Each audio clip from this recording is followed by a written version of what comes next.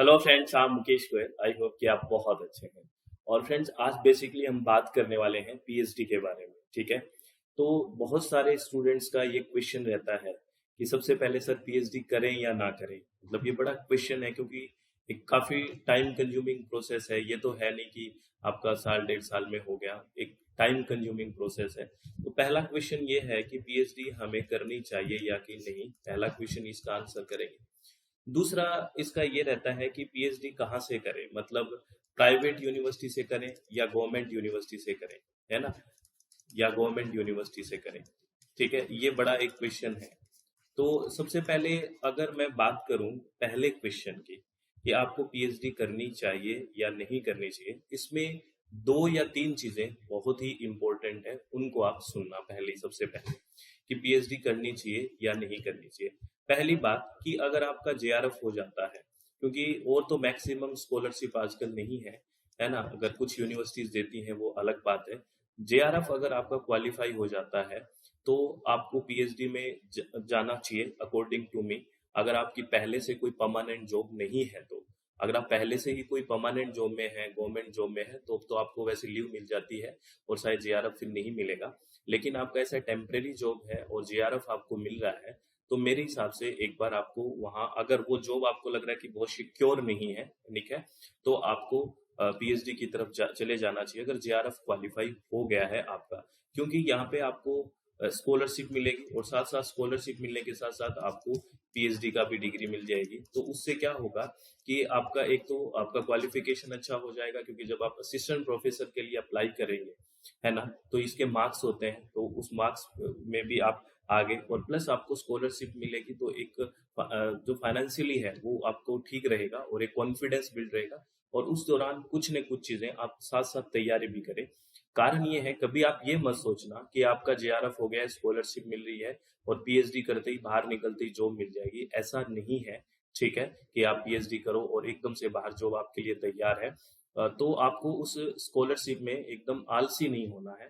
उसमें कुछ न कुछ ऐसी चीज करते रहना है जिससे आपको लगे कि हाँ, 3-4 साल का टाइम मुझे मिला है। मैक्सिमम आपको 5 साल स्कॉलरशिप मिलेगी और वहाँ यूनिवर्सिटी में रहोगे तो एक अच्छे इन्वायरमेंट में रहोगे। हॉस्टल की सुविधा भी मिल जाएगी अगर ठीक यूनिवर्सिटी में हो रहा है, वहाँ अवेलेबिलिटी है, तो वहाँ रह के आप कोई भी कॉम्पिटिटिव एग्जाम को बराबर में रख सकते हैं। हाँ, पहले कोर्स वर्क जो रहेगा उसमें थोड़ा सा आपको एडजस्ट होने में टाइम लगेगा, टॉपिक सिलेक्शन में। जब आप हैबिचुअल हो जाते हो कि हाँ, ये सब चीज ठीक है और मेरा प्रैक्टिकल चीजें मुझे क्या करनी है मेरे पीएचडी में समझ में आ गई है, तो 2-3 घंटे निकालने की कोशिश करो। हालांकि ये कहना इजी है लेकिन मैनेज करना बहुत जरूरी है। मैं आपको आगे से सचेत कर रहा हूँ। जो स्टूडेंट न्यू है वो ये सोचे कि मैं सिर्फ इस पे फोकस रखूंगा। हाँ, दूसरी बात यह है कि अगर उसको रिसर्चर ही बनना है ना, और घर अलाउ कर रहा है, घर अलाउ करने का मतलब ये होता है कि वहां पे आपको कोई फाइनेंशियली इतनी दिक्कत नहीं है और आपके पास अभी टाइम है सेटल्ड होने का, है ना, तो आप उसमें प्योरली रिसर्च में जा सकते हो। यानी कि आपको एक रिसर्चर बनना है, साइंटिस्ट बनना है, और प्लस आपके घर में कोई ऐसी स्थिति नहीं है कि आपको जल्दी जॉब चाहिए। कहने का मतलब कि आपको एक पास टाइम है, अभी बहुत ज्यादा रिस्पॉन्सिबिलिटीज नहीं है आप पे, तो आप फुल्ली इसको डेडिकेट कर सकते हो। ठीक है, पहला भी आपका जेआरएफ, मेरा मानना है ये कंडीशन आपकी फुलफिल हो जाए, या फिर अदर कोई यूनिवर्सिटी जहां पे आपने अप्लाई किया हो वहां अदर कोई स्कॉलरशिप मिलती हो, है ना, तभी आपको इसमें जाना चाहिए। ठीक है। अगर आप ये सोचते हो, जैसे मैं अगर नेट की बात करता हूँ, आपका सिर्फ नेट क्वालिफाई है और आप पीएचडी करना सोच रहे हो, ठीक है ना, देखो फिर मैं उसी पॉइंट पे आ रहा हूँ कि अगर आपका घर पे अलाउ कर रहे हैं, यानी कि आपके पास अभी टाइम है, फिर तो आपको स्कॉलरशिप की टेंशन नहीं है, क्योंकि घर आप फाइनेंशियली आपको दिक्कत नहीं है। लेकिन विदाउट स्कॉलरशिप एक बार उस 4-5 साल के पीरियड में आपको सरवाइव करने में दिक्कत आ सकती है। पार्ट टाइम कुछ आप देखें कोर्स वर्क को छोड़ के, कि कोर्स वर्क में तो आप कुछ नहीं कर पाओगे, लेकिन फिर साथ साथ कुछ चीजें ऐसी देखनी पड़ेगी आपको कि हाँ, मुझे कुछ भी सोर्स ऑफ इनकम बन जाए। बिल्कुल खाली बैठ के करने से कहीं ना कहीं प्रॉब्लम आ सकती है। तो इसलिए मैं सचेत कर रहा हूँ कि without any scholarship, without any source of income एकदम डायरेक्ट इतनी हायर एजुकेशन में जाना थोड़ा प्रॉब्लम क्रिएट हो सकता है, क्योंकि एक टाइम के बाद जब बाहर निकलोगे, 5 साल तो आप बिता दिए, 4-5 साल पीएचडी, फिर बाद में भी थोड़ा दिक्कत आने की संभावना है, तो फिर फ्रस्ट्रेशन का लेवल बहुत ज्यादा बढ़ जाएगा। इसलिए शुरू से तैयारी करके चलें कि अगर मेरे को ये टाइम पीएचडी मिला है तो मैं कहीं ना कहीं और भी यूज कर सकूं, मेरी रिसर्च से कहीं और टाइम निकाल सकूं, या फिर आपको लगता है कि मेरे रिसर्च में इतनी अपॉर्चुनिटीज हैं, वो आप शुरुआत से ही अप्लाई करते रहें, या आपने 1-2 साल हो गया तो आप देखते रहें कि आपके फील्ड में क्या क्या चीजें हो रही है, आउट ऑफ इंडिया भी यहाँ हो रहा है कुछ, या यहाँ हो रहा है, वो हाथ पांव मारते रहे, आपसे आके कोई नहीं कहेगा। और ये ऐसा टाइम है वो इतना आराम से निकल जाएगा, बाद में बड़ी दिक्कत आ सकती है। इसलिए इस ड्यूरिंग भी आपको बहुत सचेत रहना है। तो मेरा आंसर ये है, पीएचडी करनी चाहिए नहीं करनी चाहिए, इसका सटीक आंसर की बात करें तो बेसिकली बात यह है कि अगर आपको रिसर्चर बनना है, आपका जेआरएफ है, घर अलाउ कर रहा है, कहने का मतलब अभी आप पे डिपेंडेंट इतना नहीं है, आपके पास टाइम है, तो आपको जाना चाहिए। लेकिन अगर आपको कोई स्कॉलरशिप भी नहीं है, आपका कोई इतना रिसर्चर बनने का या आप साइंटिस्ट बनना इतना सोच ही नहीं रहे हैं, बस अगर देखा देखी में जा रहे हैं, तो मेरे हिसाब से पीछे हो जाना चाहिए, क्योंकि ये बड़ा टाइम कंज्यूमिंग प्रोसेस है। और आफ्टर 4 या 5 ईयर जब आप बाहर निकलोगे, एक डिग्री होगी, एक ईगो होगा, वो सेटिस्फाई बाहर आके फिर नहीं होगा, तो फ्रस्ट्रेशन आना जायज है और आएगी ही आएगी। तो इसको थोड़ा सा ध्यान रखना है प्लीज। पीएचडी करने से पहले, एडमिशन लेने से पहले आपको सोचना है अच्छे से कि इतना टाइम है, सारी चीजें हैं, क्योंकि बाद में बीच में छोड़ोगे या फ्रस्ट्रेशन आएगी तो बड़ी दिक्कत आ सकती है। दूसरा ये क्वेश्चन है, प्राइवेट यूनिवर्सिटी से करें या गवर्नमेंट यूनिवर्सिटी से करें पीएचडी। देखो सीधी सी बात है, अगर आपका गवर्नमेंट में एडमिशन होता है तो गवर्नमेंट यूनिवर्सिटी में ही जाना चाहिए। इसका सटीक एकदम प्योर आंसर है आपके पास। कारण क्या है, एक तो सबसे बड़ा कारण है फी का, है ना। प्राइवेट यूनिवर्सिटी और गवर्नमेंट यूनिवर्सिटी की फी देखोगे आप तो बड़ा डिफरेंस है। दूसरा, most of the private university में स्कॉलरशिप, अगर आपका जेआरएफ हो गया है तो मोस्ट ऑफ द यूनिवर्सिटी में जेआरएफ की स्कॉलरशिप प्राइवेट यूनिवर्सिटी में नहीं मिलती है। आप जिस भी प्राइवेट यूनिवर्सिटी में एडमिशन लो, आपका जेआरएफ है, तो एक बार कंफर्म कर लेना पक्का कि आप जेआरएफ है मेरा, क्या आप स्कॉलरशिप अलाउ करवाओगे यूजीसी से। बहुत सारे स्टूडेंट्स के साथ ये बात हो चुकी है, पहले वो कह देते हैं, है ना, कि हाँ हाँ हाँ हाँ एडमिशन ले लिया, फिर उनकी स्कॉलरशिप आती नहीं है। बहुत सारी यूनिवर्सिटीज में ऐसा हुआ है। तो आप ध्यान रखें प्रॉपरली, वहां पे आप जो ऑलरेडी स्टूडेंट्स इनरोल्ड हैं, ठीक है, या फिर स्टाफ से प्रॉपर बात करें, एकदम डॉक्यूमेंटेशन के साथ बात होनी चाहिए कि आपकी प्राइवेट यूनिवर्सिटी, अगर मैं आप यहाँ एडमिशन लेता हूँ तो क्या यहाँ मेरे को स्कॉलरशिप मिलेगी अगर आपका जेआरएफ क्वालिफाई है। Most of the private university में जेआरएफ नहीं मिलता है। और आप जिस प्राइवेट यूनिवर्सिटी में एडमिशन लो, आपसे रिक्वेस्ट है आप यूजीसी की ऑफिशियल वेबसाइट पे जाएं, उस यूनिवर्सिटी का, आपको स्टेट यूनिवर्सिटी, बेसिकली प्राइवेट का तो अलग ही कॉलम दिया होता है, ऐसे आप जाओगे ना तो state university, central university, deemed university, private university, proper list दी होती है यूजीसी की ऑफिशियल वेबसाइट पे। तो आप देखो उस यूनिवर्सिटी का नाम है क्या, वो एकदम एफिलेटेड है, कोई फ्रॉड तो नहीं है, इस तरह से चेक करना। क्योंकि आपको 3-4 साल बाद अगर पता लगा, तो फी भरने के बाद पता लगा तो बड़ी दिक्कत हो जाएगी। तो इस तरह से आप पहले तो प्रेफरेंस है कि अपनी गवर्नमेंट यूनिवर्सिटी में ही हो, क्योंकि फीस आपका बड़ा डिफरेंस है। दूसरा, स्कॉलरशिप आपका बढ़िया से मिलेगा, कोई दिक्कत नहीं आती है।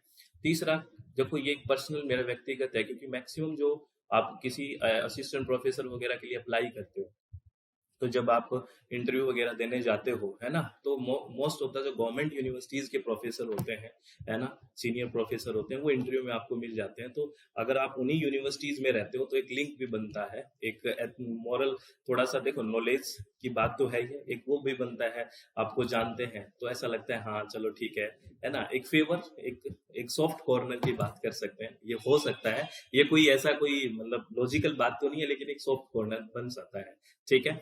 तो प्रेफरेंस गवर्नमेंट यूनिवर्सिटी की है। अगर इतनी सीट्स नहीं है वहां पे और आपका गवर्नमेंट यूनिवर्सिटी में नहीं हो रहा, तो अगर आप प्राइवेट यूनिवर्सिटी में ले रहे हैं तो पहला ये कि आपको जेआरएफ मिलेगा क्या, है ना, अगर आपका क्वालिफाई है तो, है ना, ऐसे नहीं है ही नहीं फिर पूछ रहे हैं, फिर तो कोई नहीं देगा। जेआरएफ मिलेगा क्या, वो यूनिवर्सिटी यूजीसी से एफिलेटेड है कि नहीं, उसको आप प्रॉपर ऑफिशियल वेबसाइट पे चेक करें प्रॉपरली, है ना, पहले से चेक करके ही चलें। और उसके बाद जो आपके सीनियर्स या कहें पहले से वहाँ इनरोल्ड स्टूडेंट्स हैं उनसे डिस्कस करें। तो ये पीएचडी एक बहुत बड़ा फैसला है।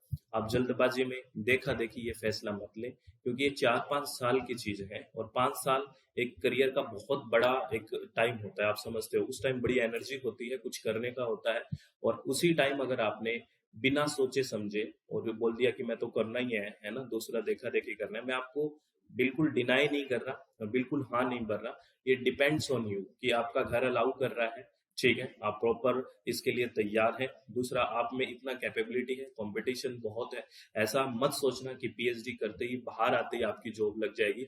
ये साइकोलॉजी लेके दिमाग में मत जाना। बहुत सारी पीएचडीज हैं जो स्टूडेंट हैं, वो भी आपने देखा होगा बाहर ऐसे कुछ कुछ प्राइवेट यूनिवर्सिटीज में या कॉलेजेस में टीचिंग के लिए बहुत घूम रहे हैं, है ना, ऐसी चीजें हैं। तो अपने आप को प्रॉपरली डिसाइड करें। हाँ, स्कॉलरशिप आए तब बेसिकली जाने की पूरी संभावना है, लेकिन हाँ, नेट क्वालिफाई करके रख लें आप। उससे क्या होगा कि एक, क्योंकि जीवन में एक ही बार करना पड़ता है, तो आपने जो मास्टर्स की है उसके साथ एक जस्टिस हो जाएगा। और कई बार सिचुएशन ऐसी होती है जॉब करनी पड़े, तो कभी कम से कम आप कोई प्राइवेट कॉलेज या आसपास कुछ भी है, तो कहीं ना कहीं कुछ परिस्थितियों का पता नहीं होता, तो एक पास डिग्री है और नेट क्वालिफाई है, तो इलिजिबिलिटी में तो आप आ ही जाते हैं, ठीक है। तो बहुत ही सोच समझ के लेने वाला डिसीजन है। मेरी आप बातों को समझ चुके होंगे मैं कहना क्या चाहता हूँ। अगर फिर भी कोई डाउट है तो आप मुझसे पूछना, ठीक है ना, कि पीएचडी करनी है कि नहीं करनी, किस सिचुएशन में करनी है। हर एक की सिचुएशन वेरी करती है, ठीक है। तो आप किसी से देखा देखी कंपटीशन से ना करें कि मुझे नाम के आगे डॉक्टर लगाना है, इसने कर लिया तो मैं भी करूं। हर की एक अलग अलग सिचुएशन होती है, तो ये आप ध्यान रखें, ठीक है। तो प्लीज, ये शायद सारे आंसर मिले होंगे आपको क्वेश्चंस के। और एक चीज और आपको मैं बता दूं, जो अपना कोर्स चल रहा है ना, उसमें महा ऑफर की आज लास्ट डेट है। महा ऑफर क्या है? जो अपना रिकॉर्डेड बैच है पेपर 1 का, जिसमें 10 की 10 यूनिट्स है ना, बिल्कुल थ्योरेटिकल, बेसिक से एडवांस प्रॉपर एक कोर्स है। उसमें महा ऑफर की आज लास्ट डेट है, जिसमें डिस्काउंट चल रहा है। और कहाँ पे है? अपनी वेबसाइट www.swmg.in, या फिर प्ले स्टोर में अपनी मोबाइल ऐप है, दैट इज SWMG।